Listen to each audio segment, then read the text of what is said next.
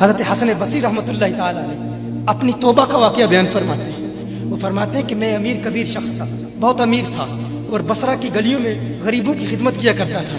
اچانک میں نے ایک حسین عورت کو دیکھ لیا اور میں اسے دیکھتا ہی رہ گیا۔ اس عورت نے مجھے کہا اما تشتہی، تجھے شرم نہیں آتی؟ میں نے کہا ممن، کس سے شرماؤں؟ اس نے کہا وہ جو آنکھوں کی خیانت کو دیکھتا ہے اور دلوں کے پوشیدہ رازوں کو جانتا ہے، تجھے شرم نہیں آتی؟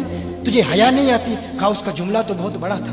حسن بصری اپنی توبہ کا واقعہ بیان فرما رہے ہیں۔ فرمایا اس کا جملہ تو بہت بڑا تھا، لیکن وہ اتنی حسین تھی، ایسی خوبصورت تھی، میں پھر بھی مسلسل اسے دیکھتا رہا اور دیکھتا ہی رہ گیا۔ اور پھر آخر اس نے کہا کیوں بار بار مجھے دیکھتا ہے؟ میں نے اس عورت کو کہا کہ تیری آنکھیں اتنی خوبصورت ہیں کہ تیری جھیل جیسی آنکھوں میں ڈوبنے کا جی چاہتا ہے۔ اس عورت نے کہا اچھا تو ایسی بات کرتا ہے، تو یہاں انتظار کر۔ وہ عورت اپنے گھر میں چلی جاتی ہے۔ تھوڑی دیر کے بعد کہا میں انتظار کر رہا تھا۔ تھوڑی دیر کے بعد اس کی خادمہ آتی ہے، اس کے ہاتھ میں ایک تشت ہے اور اس تشت کے اندر اس پر ایک کپڑا ہے۔ کہا میں نے کپڑا اٹھایا تو اس میں اس کی 2 آنکھیں تھیں۔ اس نے اپنی 2 آنکھیں نکال کے اپنی خادمہ کو دے دی کہ اس کی وجہ سے اس کا دل دین سے دور ہوا ہے، مجھے یہ آنکھیں نہیں چاہیے۔ کہا اس پر ایک کاغذ تھا، کاغذ پر لکھا ہوا تھا مجھے ایسی آنکھوں کی ضرورت ہی نہیں جس سے ایک مرد فتنے میں مبتلا ہو جائے۔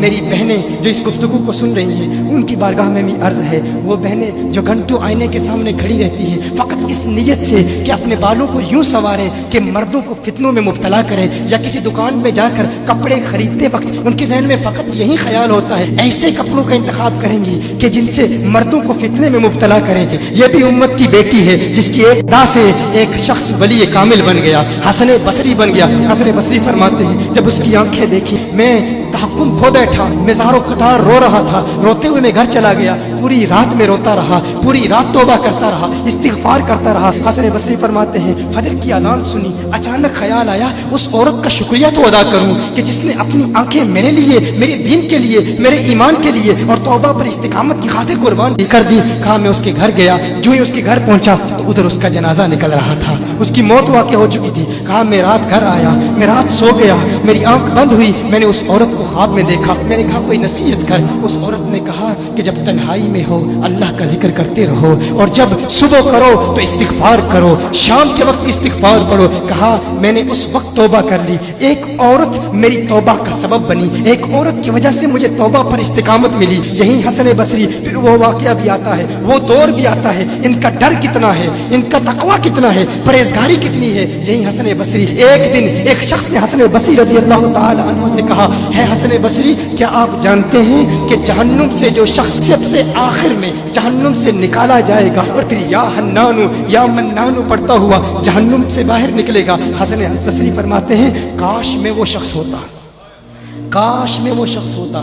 کہا گیا کہ جو جہنم سے سب سے آخر میں نکلے گا، 1000 سال جہنم میں رہے گا، یا حنانو یا منانو بڑھتا ہوا جہنم سے باہر نکلے گا۔ کہا کاش میں شخص ہوتا۔ انہوں نے کہا حضرت آپ کیا فرما رہے ہیں کہ آپ جہنم میں جانا چاہتے ہیں؟ آپ تو بزرگ ہیں، اللہ کے ولی ہیں۔ کہا تم میری بات نہیں سمجھے، وہ جو جہنم سے نکالا جائے گا کم از کم نکلنے کی ضمانت تو ہے، اس سے یہ تو پتا چل رہا ہے کہ ایمان پر موت واقع ہوگی۔ مجھے اپنے ایمان کی ضمانت نہیں ہے، میں نے اس لیے کہا کہ اگر مجھے یہ ضمانت بھی مل جائے کہ میں وہ ہوں تو وہ بھی مجھے قبول ہے، کم از کم ایمان تو سلامت لے کے جاؤں۔ میں کہتا ہوں اللہ فرماتا ہے خوف نہیں ہے، ڈر نہیں ہے، پھر فرماتا ہے یہ ڈرتے بھی ہیں، یہ ڈرتے بھی ہیں، لیکن ان کے ڈر اور ہمارے ڈر میں فرق کیا ہے؟